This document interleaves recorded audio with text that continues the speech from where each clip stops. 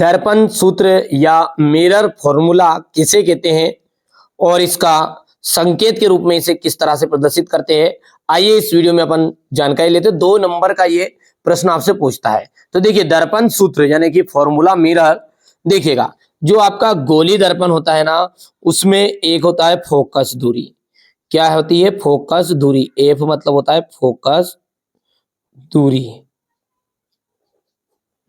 We यानी प्रतिबिंब की दूरी।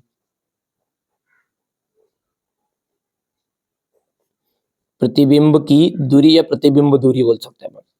यू जो है उसे कहेंगे अपन वस्तु की दूरी।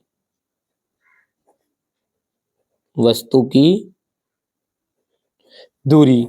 बस ऐसा सूत्र है जो गोली दर्पण की फोकस दूरी और प्रतिबिंब की दूरी और वस्तु की दूरी के बीच संबंध बताता है।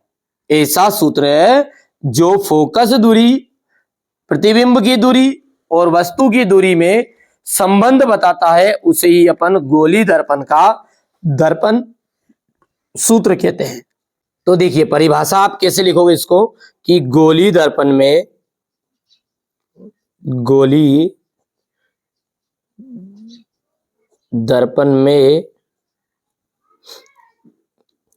फोकस दूरी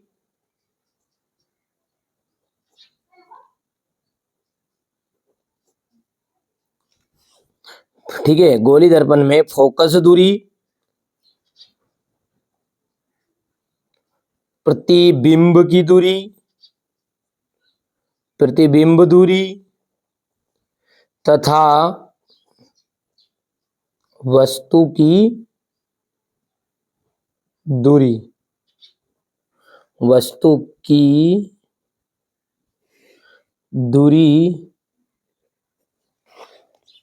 की दूरी में संबंध बताने वाले सूत्र को दर्पण सूत्र कहते हैं। दर्पण सूत्र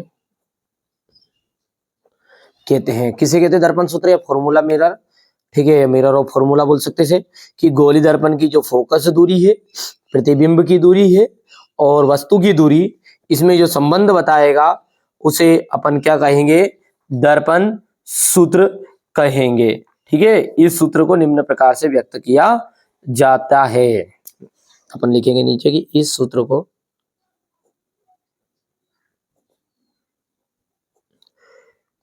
को निम्नलिखित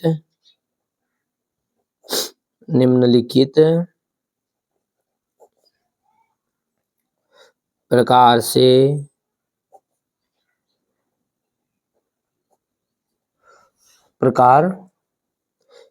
व्यक्त किया जाता है।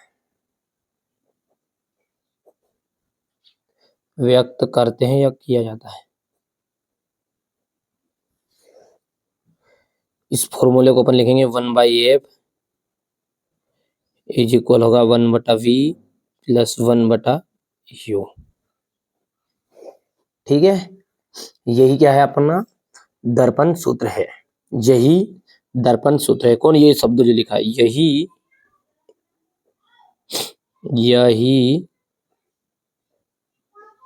दर्पण सूत्र है।